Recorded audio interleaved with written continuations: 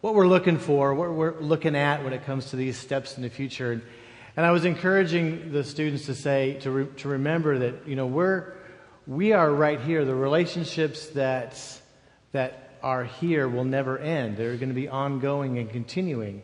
And so in essence, what's happening is that we are, as a church family, here to look at you and say, let's look behind you for a second. Let's look at the past things that you've accomplished, the way that God has been working in and through you, and we can see all the ways in the past. But as a church family, we're also able to kind of stand right next to you and say, look what God's doing right now, right here, in the present. And now we're turning the other way and we're looking out towards this future, towards this horizon. And there are some great things that are going to be happening in just a few moments. You are right at the cusp of some very powerful experiences. You are going to meet your spouse out there somewhere. You are going to probably meet your newest, bestest friend ever out there somewhere. There's also going to be times that are going to be difficult. There's going to be times where things are not as easy as they should be. And so we're looking out towards this future. But really, I'm looking at you guys, but also let's turn ourselves outward this way, because their future is our future. We are looking out at the same horizon, same things that are full of hardships, things that are difficulties, things that we are going to be able to rejoice in. We are looking at the same horizon. And so when we're asking you to take that step into the future, guess what? We're taking the exact same step with you. We're right along with you, because our future is just like yours. Your best friend may still be out there. The significant events may still have yet to come for you. And so we are together being able to say, you ready?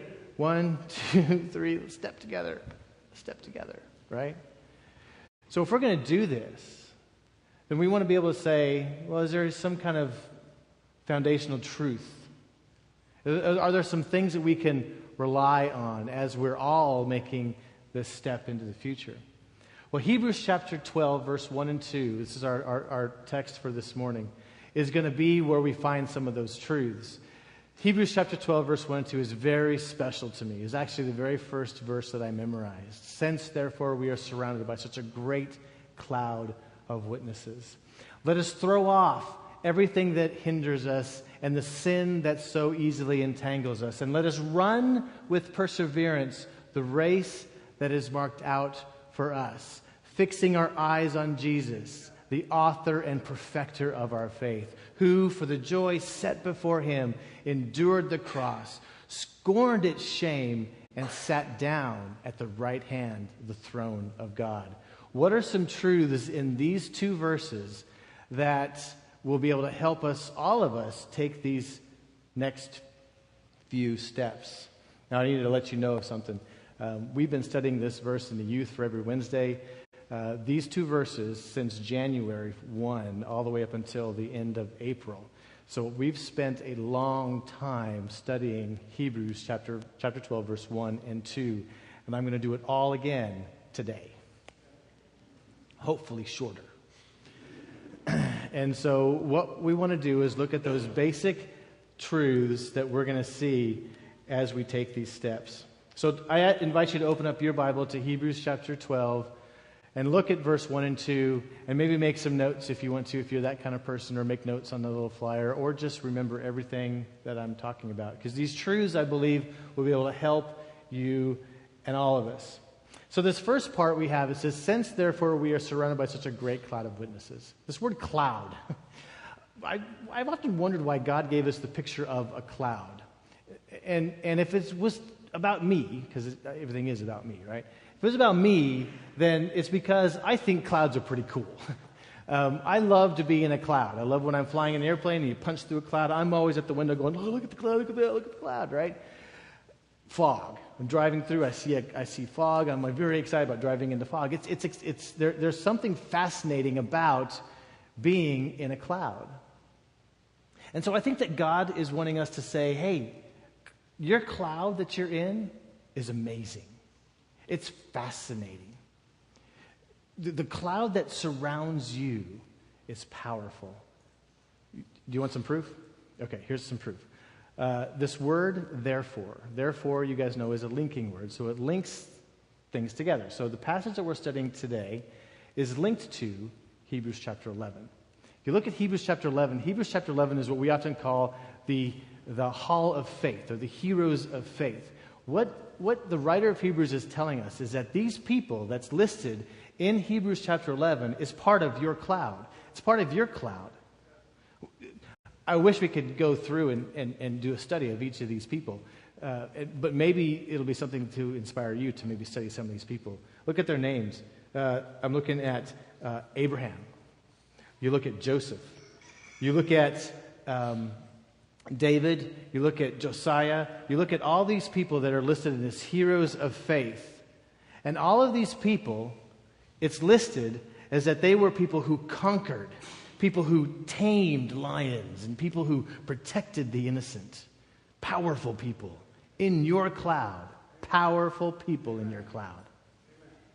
There's also some unnamed people in your cloud as well. These unnamed people is listed about them too. These people were tortured. These people were imprisoned. These people were persecuted. These people were even executed. They were all considered heroes of faith because, Hebrews says, their eyes were lifted up and they were looking to something better. They were looking to the promise that God was saying there is something better for you. They were looking up and they were looking out beyond it all. This cloud is given the name a cloud of witnesses. Now, I'm a Greek nerd, and so I'm going to give you some Greek words here. The Greek word for witness is martyneo, which is actually where we get the word martyr from. These people that are in your cloud are active participants with the will of God. They're not spectators. They're not people who just sit on the sidelines. These are people who are actively involved in what God is doing, and they're saying, look, there is something better. I can see it. There's something better. So there's proof in Hebrews chapter 11, but there's also proof looking around you right now. There are people in your cloud right now that have been praying for you for 17 years. There are people that have been looking to you and devoting their life to your success. These people are witnesses. They have been speaking life into you. They've been speaking truth to you. They've been saying, there is something bigger. There is something better. There is a promise that God has for you that is for you. And He's been doing that for that. So here's the truth. So we're all walking together. Here's the truth. The truth is this, is that Jesus puts you in a cloud of witnesses. Let me say it again. Jesus is the one who puts you in the cloud. The people that are around you right now, they're supposed to be around you right now. The people that we see in Scripture that you love, that you come to adore in Scripture, they're supposed to be people that you love and adore. Jesus puts you in this cloud. Sometimes it's hard to see the cloud, though, right? Sometimes things come up where we're not looking out. We're actually kind of looking at a mirror, looking back in. So what are those things? Well, Hebrews chapter 12, verse 1 describes those things in two ways: as sin and weight. Let's look at this word weight first. Weight is, the Greek word for weight is bulk, just bulk. It's like you put a parka on, bulk, right? This bulk is non-moral. There is no good, there is no bad to this bulk. It's just bulk. And we can fill our lives with this bulk. And the reason why we can do that is because we feel like we need it, or we're afraid if we don't have it. The best way for me to illustrate this, I love camping. My family, we do tent camping. We love to go camping. And I love to do hiking. So this is my backpack right here. The problem is that when I'm actually planning for a camping trip or planning for my hiking trip, I have to decide what to take with me. And oftentimes my goal is to be prepared for everything that may come my way. right? I'll have no need because of what I have in my backpack. Well, if my goal is to make sure that I can control everything that happens to me and around me in this camping trip, then all discernment of what goes in this thing goes out the window because I need everything. Now, it doesn't have to be a backpack. You could be picturing yourself doing your suitcases. You're going to see family. I mean, how many of you pack your suitcase where you have to stand on it to get it closed? It's because we have bulk. It's not good. It's not bad. It's just stuff. And so while we're hiking, I'm carrying around everything that I need. But when it's all done, please tell me I'm not the only one this happens to. I come home from a camping trip or a hiking trip or a family trip, and half the stuff I packed, I never touched. I never even touched it. It just becomes useless bulk. All because I wanted to control everything that was going to happen that I thought may or may not happen to me. Well, when we try to control our lives, something else pops up. And Hebrews talks about it as sin. And that's why in this passage, weight and sin are connected. Because we're trying to control everything. So what are we trying to do? The picture of sin is a moral word. We might think of sin as choices that we make that cause bad things to happen, or choices that miss the mark. And those are all adequate ways to describe sin. But what we do more than that is oftentimes we try to categorize our sin. One sin is better than the other, or worse than the other, and so one's this and over here. And we got this whole outline and categorization of what sin is, good, bad, all this. But Hebrews teaches something entirely different. Hebrews teaches that they can't be categorized. There's only one sin. So what are we going to do with this? Why are we too busy asking ourselves, is it a sin? Well, John Piper answered this question famously. To this question of, is it a sin? He says, that is the lowest question any Christian should ask. Is it a sin? The question we should ask ourselves is, does it help me run? Will it get in my way? Because if it doesn't help me run, if it gets in my way, then it's bulk. It's I don't need it. I don't need it because I'm not in control. It's the sin. Do you notice what I just said? It's the sin. Because Hebrews doesn't talk about sins. It talks about the sin. And this is where it gets really, really cool. Because when we are looking at our life and trying to navigate, here's the truth I want you to know. The truth is this, is that Jesus removed your biggest problem, and it has nothing to do with your categorization of sins. He took care of your biggest problem, the sin of unbelief. How does Jesus remove this sin of unbelief? Well, out of one of the many things that can happen when you're saved, one of the things that happens at your salvation is that Jesus, this is interesting, He removes your unbelief by giving you belief. He removes unbelief by giving you belief. Here's how this works. He gives you a new life. He gives you the new ability to believe. John 15 calls this vine life, where Jesus says that He's the vine and we're the branches. Being connected to life of the vine transforms what used to be just a stick into now a branch, right? And so being alive with Christ's life means that you are no longer in charge of doing life. Instead, you're now being moved in obedience to the Father. And doing and moving look the same, but they're two entirely different things in the whole thing. Being moved by God is described in Hebrews chapter 12 as being in a race. So now we've gone from being in a cloud to being a backpack to now this race. And it gets really cool here.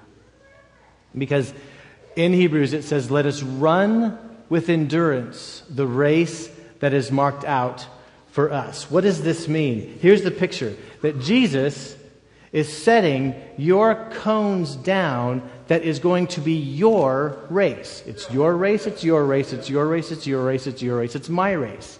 It's not our race, it's yours. Nobody else's. And Jesus has designed the race for you.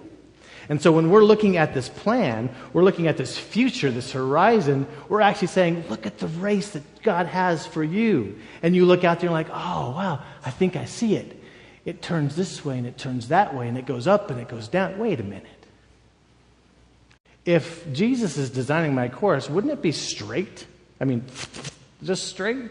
Why all the turns? Why all the ups and downs? Because this course is actually your life. Long, short, good, bad, hard, easy. It's your life. This race is your life. And so we are looking at this up, down, corner. Here's what Hebrews teaches about this unlevel, unstraight race before all of us. The race is designed to do two things. One, perseverance. And two is Two is to see correctly. Thank you. Two is to see correctly. Here's perseverance. Perseverance for runners. When you're running a race, if you're persevering in running, you are a person who keeps on running no matter the course, no matter the obstacle. A runner who perseveres keeps on running. Ready? Believers who persevere keep on believing no matter the course. They keep on believing. Up, okay, keep on believing. Down, okay, keep on believing. This way, okay, keep on believing. Up, this way, keep on believing. Believers keep on believing. This other word for believing is a very strong visual word. It speaks to this idea of unending determination. You're going to run and you're not going to stop. It's purposeful. There's a direction for it. It is intentional. And these are two words I put together. It is patient continuance. It's one step, one step, one step, one step, one step. So this race is about all those things. Second thing it's supposed to produce in you is how to look. Now, looking is easy, right? But Hebrews says, fix our eyes on Jesus. Looking with our eyeballs, I can look here. But the word fixing is interesting in Greek because it actually means to not look somewhere else.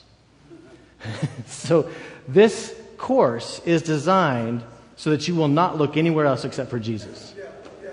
Everything else is nothing. It's bulk. It's fluff. I am just going to look to Jesus no matter what it is.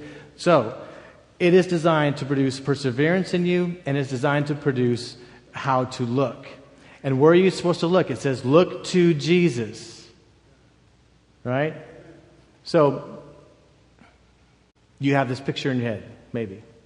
At the end of the year, in every elementary school, there's this one day that they call what? It's called Field Day, right? And Field Day is amazing because there's a lot of kids doing a lot of running and they're running a lot of races, right? And so you have this race course and you have all these kids running and you have parents and you have teachers and they're going, go Johnny, go, go, go, run, run, run, faster, faster, faster, right? So they're saying all these things, cheering on, I believe in you, go, go, go. So here's your course. Look to Jesus. If your picture is Jesus is at the end of your race going, go, go, go, run, run, run, faster, faster, faster, you can do it, I believe in you, go, go, go. Hebrews says, takes that picture and erase it, because that's not what Jesus is. The next way that Hebrews describes this process, it says, fixing our eyes on Jesus, the author and perfecter of our faith. What does that mean? The author and perfecter. This picture right here, if there's a biblical mic drop, it's right here. Because what we have is that Jesus is let's look up here. Jesus wrote your faith to perfection. The Greek word here used for author, he's the author and perfect. So the author, let's look at this first word, author. Author is a rare word in the New Testament. It's used only 4 times. That's significant. What's cool about it, though, is that every time it's used in the New Testament, there's a different English word for it. So we get to be able to see kind of a nuance of what this word is. And I wish I could spend some time, but I could take weeks on doing this. I'm not going to. Here is just these four words. If you're taking notes, first one obviously is here in Hebrews chapter 12, verse 2, where it says that Jesus is the author of our faith. In Acts 3:15, it says Jesus is the creator of your faith. In Acts chapter 5, verse 31, it says Jesus is the captain of your faith. If you've ever seen Dead Poet Society, oh, captain, my captain, that's what we're looking at. Something that's powerful, something that's in charge, captain of your faith. And then my favorite here is in Hebrews chapter 2, verse 10, is that Jesus is the pioneer of your faith. What is a pioneer except somebody who goes out ahead of us? So we're looking at this race. We're looking at this future. And we're saying, Jesus has been here. I am running in Jesus. This is nothing new. In Jesus, there's nothing new. No matter what goes on, up, down, sideways, does not matter. So here when it says that Jesus is also the perfecter of your faith is a way of saying that Jesus is your power to run this unstraight, unlevel race. And you're about ready to jump into some academic things, so let me go ahead and give you a little bit of warning here. If you're in your research, you read something and you're supposed to use it, and you can't say it any better, quote it. Don't do anything else with it, right? Because you get bad grades if you do that. So quote what they say. So let me read to you something that I couldn't have said any better. This is comments from Ray Stedman about what it means to be Jesus is the perfecter of our faith. And here it is. It says, but there is more than example in him, Jesus. There is also empowerment, moment by moment, day by day, week by week, year by year. As we look to him, we shall find strength imparted to us. He is not out there somewhere. As this epistle has made clear, he is within us by faith. He has entered into the sanctuary, into the inner person, into the very place where we need strength and grace, and is available every moment to help us in a time of need. Having himself lived by faith, he is able to impart that faith to others. He does this by means of the Spirit. As Paul reflects in his prayer of Ephesians 3:16, I pray that out of his glorious riches may he strengthen you with power through his Spirit in your inner being. This power is to awaken faith, is what Jesus describes as the enabling of the Father. John 6:65 says, no one can come to the Father unless by me. As the Epistle of Hebrews has repeatedly insisted, faith is essential to spiritual vitality. Jesus is our example of the kind of faith required, but his very life in us imparts the faith we need to run the race of life successfully. So we can cry with Paul, I can do all things through him who gives me strength.